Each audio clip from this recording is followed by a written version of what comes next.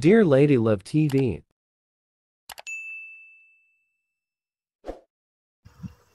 Betray and Marry My Best Friend. Tunghayan na po natin ang ika-4 na bahagi. Masakit na masakit ang ulo ni Jackie sa kakaiyak, pero hindi pa rin niya magawang huminto hanggat hindi nauubos ang lahat ng tubig sa kanyang katawan. Ngunit paano nga naman mangyayari iyon kung panay naman ang painom ng tubig sa kanya ni Marco? Talagang kahit kailan ay para itong superhero na maaasahan. Agad itong dumating na tawagan niya. Sobra nga itong nataranta na makitang umiiyak siya. Tapos agad pa niya itong niyakap nang lapitan siya nang tanungin siya kung ano nangyari. Siyempre, hindi niya ito nasagot kaagad dahil ang sikip-sikip ng dibdib niya. Hindi niya talaga inakala na lolokohin lang siya ng kauna-unahang lalaking minahal niya. Masyado kasi siyang nadala sa mga I love you nito. Sa sobra nitong kaswitan, sa mainit at mahihigpit nitong mga yakap na damang-dama niya, unti-unti naglalaho habang tumatagal. At ngayon ay nasagot na ang katanungang iyon. Pinagplanuhan na ito ang makipagkala sa kanya dahil nagwagi na ito kay Marco. Hindi lang puso niya nakuha ni Lawrence, pati na rin ang buo niyang pagkatao. Imagine, handa niyang kalimutan ang kanyang pangarap dahil sa pag-ibig niya kay Lawrence. Ang dahilan, ito na ang kanyang pinapangarap. Tapos ngayon ay ipagsasampalan sa kanya ng peke lang pala ang pagmamahal na ipinakita at pinadama nito sa kanya. Pakiramdam niya tuloy ng mga oras na yon ay tinotorture siya. Pakiramdam niya, lahat ng pangarap niya ay biglang naglaho. At na-realize din niya hindi na yun magkakaroon pa ng katuparan. Kung alam lang niya na ganito kasakit ang mabigo sa pag-ibig, hindi na lamang sana niya na ginawang nakipagrelasyon. Hindi na lang sana niya naggawang magtiwala sa mortal na kaaway ng kanyang best friend. Sana ay mas inuna na lamang niyang tuparin ang kanyang pangarap kaysa nagpagamit sa lalaking dumurog lang sa kanyang puso. Ngayon siya lubos na niya naiintindihan kung bakit bigla na lamang siyang inalok ni Lawrence na maging boyfriend nito, gayong hindi naman sila close. Siya naman ay pumayag. Bakit nga bang hindi muna siya nag-isip? Kasi gusto rin niyang makita magselo si Marco. Kaya lang, hindi niya namamalaya na wala na sa matalik na kaibigan niya ang kanyang atensyon. Paano ba naman kasi, nadadala siya sa mga ginagawa ni Lawrence sa kanilang relasyon. Kapag hindi sila magkasama ni Lawrence ay panay ang text nito sa kanya. Kapag hindi siya kaagad nagre-reply ay tatawag ito. Aalamin kung ano nga bang ginagawa at hindi nga sa mga magkaklase sila. Alam ni Lawrence kapag may kailangan siyang gawin na project, kaya lagi rin itong nasa kanila at tinutulungan siya. Kaya naman, lalo siyang nahulog dito.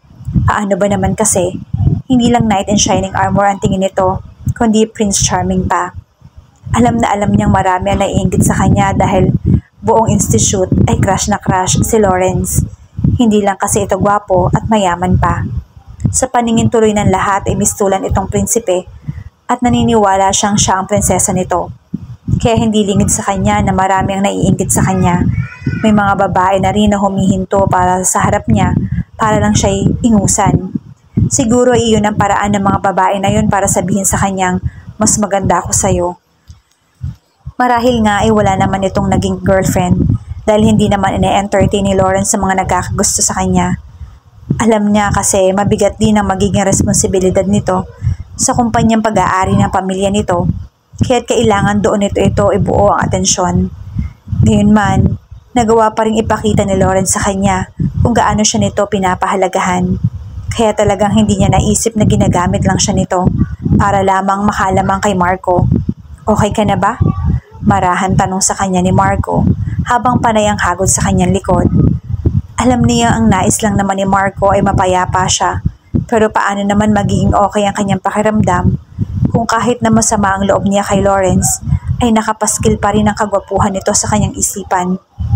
Buong katarayan niya itong sinagot. Siyempre hindi, ang sakit kaya. Akala ko nakatagpo na ako ng prinsipe. Yun pala, nagkatawang halimaw lang. Ang tanga-tanga ko kasi. Hindi man lamang ako nagduda sa intention niya. Tinanggap ko pa ang alok niya maging magkarelasyon kami para pagsilosin ka. What? Gilalas niyang tanong. Parang hindi mapaniwala ng narinig. Anong sinasabi mo? Napalabi siya. Wala na naman talaga siyang balak na sabihin pa kay Marco na minsan ay minahal niya ito. Ayaw na rin naman kasing masira pa ang kanilang pagkakaibigan. Saka umaasa siya na magkakaroon sila ng happy ending ni Lawrence. Yun pala, pinaglaruan lang nito ang damdamin niya. Ngunit ng mga oras na ito, ay alam niyang hindi titigil si Marco hanggat hindi nito malalaman ang lahat. Kaya umami na siya. Minahal kita, okay? Ngunit makaraan ng ilang sandali ay tinanong niya ang sarili. Talaga nga bang mahal niya si Marco? Gusto sana niyang sabihing oo, pero parang gusto niyang questionin ang kanyang sarili. Para kasing hindi naman nangangalahati ang nadama niya kay Marco kung iyon ay ikukumpara sa damdamin niya ngayon para kay Lawrence. Ngunit pagkaraan, siya na rin na sumagot. Masyadong malalim ang ugnayan nila ni Lawrence. Samantalang mag-best friend lang talaga ang naging turingan nila ni Marco. As in, nagkagusto ka sa akin? Hindi makapaniwalang tanong nito. Matalim na tingin ang binato niya rito. Ganun ka ba talaga kamanhead para hindi mo maramdaman o nagmamaang-maangan ka lang para hindi ako masyadong mapahiya? Sarkastikong tanong niya rito. Malalim na bumuntong hininga ang pinawala ni Marco. Pagkaraan, kaya na siguro niya nagpanggap lang itong hindi nalaman na nagkagusto siya rito. Napaka-imposible naman kasi nun dahil talagang lahat ng atensyon niya ay gusto niyang ibigay kay Marco. Kaya nga panay ang tawag niya rito ng may Marco dahil gusto niyang itatak sa isip nito na hindi lang niya ito minahal bilang best friend. Marahan siyang tumango. Kaya nagsiselos ako kapag may kasama kang babae. Tapos hinahalikan mo pa. At nakita yun ni Lawrence. Kaya nag-offer siya magkunwari kami magkarelasyon. Para raw ma-realize mong mahal mo ako. Hindi ito kumibo. Sa halip ay tinitigan lang siya. Pakiwari niya pinag-aralan nito ng husto ang kanyang sinabi. Sa simula pa lang ay niloko ka na ni Lawrence. Gusto ko talagang bugbugin ang lalaking yon. Masyado siyang nag-take advantage sa'yo. Kung alam ko lang na masyado kang nagpagamit sa lalaking yon, binatukan na kita. Baka sakaling natauhan ka. Hindi niya napigilan ang mapahagikik sa sinabi nito. Eh naman, bumungis-ngis ka. Ano? Tatawag na ba ako sa mental hospital? Sarkastikong tanong nito sa kanya. Kahit hanggang sa kasalukuyan ay sobra pa rin siyang nasasaktan. Hindi naman niya napigilan ng mangiti. Masyado ko lang na-miss ang usapan natin ganito.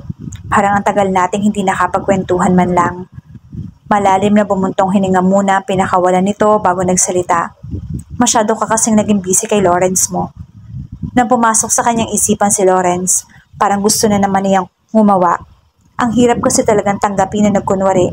Sus, ikaw nga itong sa tuwing makikita ko sa campus ay may kahalikan. Tumawa ito. Dinededma mo lang kasi ako noong mga panahon na yon.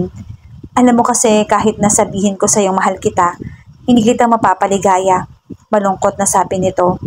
Alam niyang may mabigat itong problemang pinagdaraanan, kaya hindi siya tumigil sa kakakulit. Hanggang hindi nito ikinukumpisal sa kanya ang problema nito. Total, alam din naman nito ang sakit na pinagdaanan niya ngayon. Oh my God, bulalas niya na sabihin nitong nangyari nung aksidente ito sa Baguio. Napalunok siya dahil kasama siya nito nung maaksidente ito. Nahulog sa kabayo at natadyakan ng bisiro ang pagkalalaki nito. Ilang beses na raw itong nagpa-check up pero iisa lang ang sinasabi ng doktor. Wala itong kakayahang makipagtalik dahil hindi na iyon gumagana. Iyan ang dahilan kaya ayoko malaman mo na mahal kita. Marahan sabi nito sa mga katagang binitawan. Pero sinabi mo pa rin. Dahil alam kong wala ng tugon. Iba na ang mahal mo. Anong plano mo ngayon? Tanong nito. Sa tingin niya ay ayaw na nitong ituon ang usapan nila sa kung anong nararamdaman nito at sa aksidenteng nangyari noon.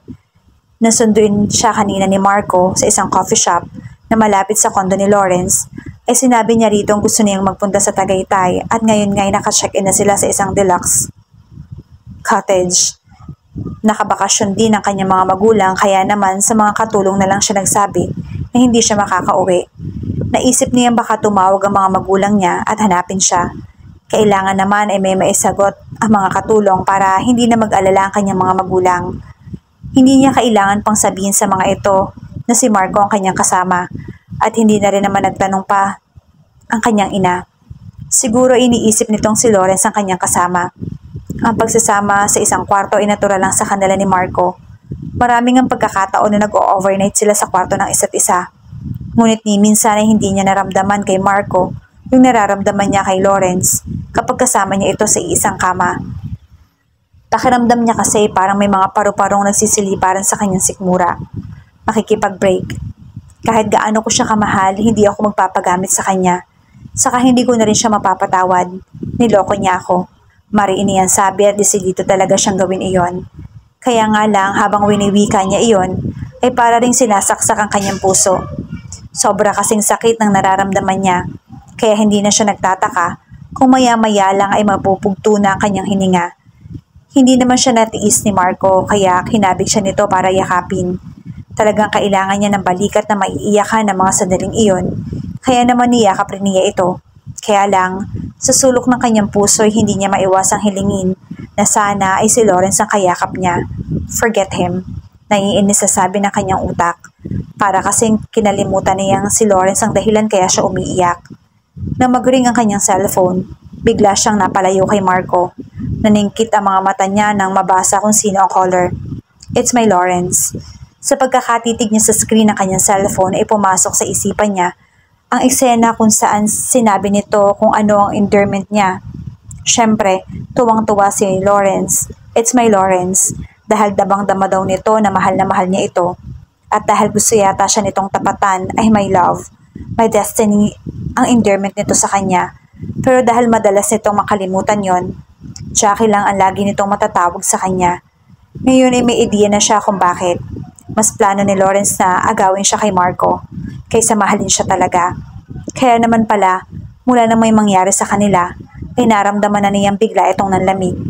Parang lumilipad sa kung saan palagi ang utak nito at parang hindi na ito nakakaramdam ng selos kapag nakikita nitong may kausap siyang lalaki. Samantalang dati todo-todo ang pagbakod nito sa kanya. Nakagat niya ang pang-ibabang labi niya nang maisip niyang mayroon palang expiration date ng kanilang relasyon at alam niyang kapag ito ang nakipaghiwalay sa kanya ay higit siyang masasaktan kaya makabubuting siya nang humiwalay habang kontrol pa niya ang kanyang emosyon. Hindi mo ba sasagutin? Hayaan mo na. Gusto mo bang akong sumagot? Nakangising tanong nito. Alam niya may kung anong naglalaro sa isip ni Marco para magantihan si Lawrence sa kasalanan nito. Hindi rin naman kasi ang tipo ni Marco ang gugustuhin makipag-away. Sige, sabi niya kahit hindi siya sigurado kung kaya ginawa niya ito. Hi, Lawrence. Nagsha-shower si Jackie eh. Sabihin ko na lang na tumawag ka. Nasaan kami? Secret? Oh, Monday pa nga pala ang balik namin ni Jackie. Naka-check-in kasi kami. Yes, magkasama kami sa isang kwarto. Pagkaraan ay bigla itong humalakhak. Nang tanungin niya kung bakit ay sinabi nitong pinagmumura raw nito si Lawrence. Nang ma-imagine niya kung gaano nasaktan si Lawrence sa sinabi ni Marco, parang gusto niyang umiyak. Mahal niya kasi ito kaya't ayaw niya masaktan ito sa anumang paraan. Kaya lang, sasaktan din naman siya nito kaya't maigi pang unahan niya na para naman hindi siya magmukhang walang pakinabang na basahan kapag dinispatcha na siya nito. Okay ka lang? Nag-aalalang tanong ni Marco sa kanya nung nasa tapat na sila ng kanilang bahay. Yes, mahina niyang sabi. 5 taon na kasi ang lumipas pero hanggang ngayon ay sariwa pa rin sa alaala niya ang araw na nagpasya siyang tuldukan ang relasyon nila ni Lawrence. Nang dumating sila ni Marco galing Tagaytay, mistulang pulubi si Lawrence na nakasalampak sa gutter, marungi sa talatang problemado. Na mga oras na yon ay parang gusto magbago ng isip niya na makipagkalas dito, kundi lang niya natanong ang sarili. Nakasisiguro ba siyang hindi darating ang araw na di siya iiwan ni Lawrence? Kaya mo ba? Tanong sa kanya ni Marco. Na makita niya ang matalik na kaibigan ay bumalik din sa isip niya ang kanilang mga pinagsamahan, kaya hindi niya hahayaan na masaktan ito. Kahit pa ng taong buong puso niyang iniibig. Si Lawrence o si Marco, isa lang ang dapat niyang piliin at alam niyang kapag si Lawrence ang pinili niya, maaaring sa huli ay matalo lang siya dahil hindi na siya nakasisigurado kung talaga nga bang mahal siya nito. Maaari kasing lahat ng sinabi nito sa kanya ay pawang mga pambobola lang. Marahil gusto lang talaga nitong kunin ang loob niya para madali ritong agawin siya para kay Marco. Naalala mo ba ang breakup scene ninyo? Bulong sa kanya ni Marco. Sa halip, sagutin niya ang tanong nito, humilig siya sa dibdib nito. Wala akong ibang gustong alalahan kundi ang kabataan natin. Sabi niya kahit muli, ay rumihistro ang masasakit na salitang ibinato niya kay Lawrence. I'm sorry Lawrence, pero na-realize kong hindi pala kita mahal, kaya tinatapos ko na ang relasyon natin. Nagkagulo ang pamilya nila nang makita silang pababa ng taxi. Bakit hindi man lamang kayo nagsabi na uuwi kayo? Tanong ng kanyang mama. Helen ang pangalan nito. Tulad ng dati para itong aatakihin sa puso kapag nagsasalita dahil hindi ito humihinga hanggat hindi natatapos ng sasabihin. Ngumiti si Jackie bago sinagot ang ina. Gusto sana masorpresa kayo. Pinanlakihan siya nito ng mata. Wala nang ginawa kundi ang biglain kami. Marahang tatawa-tawa ang pinakawalan niya. Alam niyang hindi lang ang bigla ang pagdating nila ang tinutukoy nito, kundi ang mga desisyong ginawa niya sa buhay. Ang pakikipag-break niya kay Lawrence at ang pakikipagrelasyon kay Marco. Ang pagsama niya kay Marco sa Amerika at ang biglaang pagpapakasal nila ni Marco sa Las Vegas. Ang mahalaga, nandito na ang mag-anak. Wika naman ng kanyang papa. Robert naman ang pangalan nito. Sobrang hinahon naman nitong magsalita at kahit kailan hindi ito nagalit, miski na marami siyang kalokohang nagagawa. Mag-anak, hindi napigilan ni Jackie ang mangiti sa sinabing iyon ng ama, para kasing ang sarap-sarap pakinggan. Minsan naman talaga niyang pinangarap na magiging asawa niya si Marco at hindi niya akalain na magkakaroon ng katuparan iyon. Napabuntong hininga lang siya sa katotohanang hindi pag-ibig ang dahilan kaya nangyari yon. Bahagya siyang umiling para iwaksi sa isipan niya ang dahilan, kaya lang parang napakahirap gawin dahil pagbalik-balik ta rin man ang mundo'y hindi maitatago ang katotohanan. How's your biyahe, apo? Malambing na tanong ng mami niya sa kanyang mabait na anak. Bata pa lang siya ay palagi na itong sinasabi sa kanya na gusto siya nitong maging manugang. Sa palagay niya kasi tumimo sa kanyang isipan ang madalas nitong sabihin noon, kaya na-excite din siyang ikasal kay Marco. Fine, Lola. Si Daddy takot sa airplane. Nangaasar na sabi ng kanyang anak na si Ara. Nakangisi. Kahit ipinanganak ito at lumaki sa Amerika, ay sinigurado nila ni Marco na marunong itong magtagalog. Kaya kapag nasa bahay sila ay Tagalog ang kanilang usapan. Napuno ng tawanan ng paligid. Nayakap tuloy siya ni Marco dahil mapulang-mapula ang mukha nito sa sobrang kahihiyan. Bilang butihing misis, gusto niyang iparamdam kay Marco na kahit anong mangyari kakampi siya nito. Best friend forever and ever. Iyon ang sinumpaan nila ni Marco nung 10 years old pa lang sila at dahil mag-asawa na sila, ay tinitiyak niyang mapapanindigan niya ang mga salitang iyon kahit na anong mangyari. Takot kasi sa matataas na lugar ang daddy mo. Nagka-phobia yan nang matrap sila ng mami mo sa tuktok ng Ferris wheel. Nangaasar din na sabi ng kanyang daddy. Carbon copy ito ni Marco kaya may idea siya kung anong itsura ni Marco pagtanda.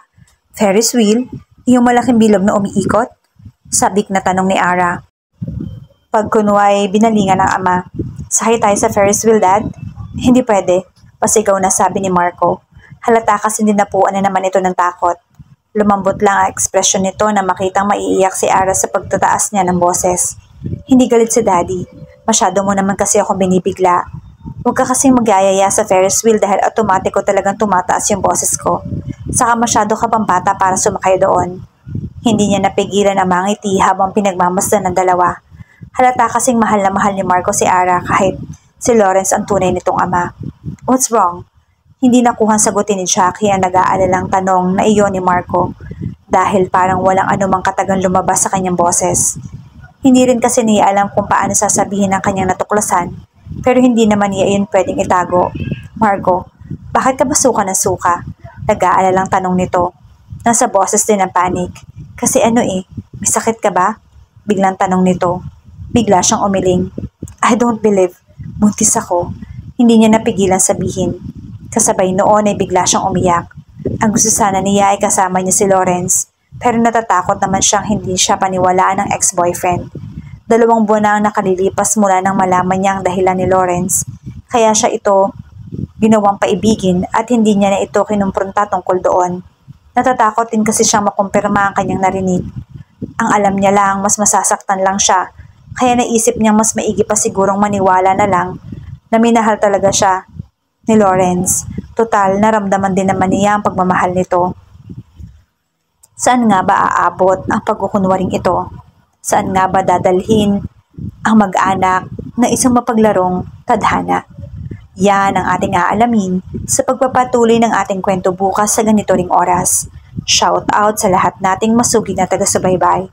Maraming salamat po sa patuloy ninyong pagsama sa amin sa kwentong ito. Hanggang sa muli, mag-ingat po tayong lahat.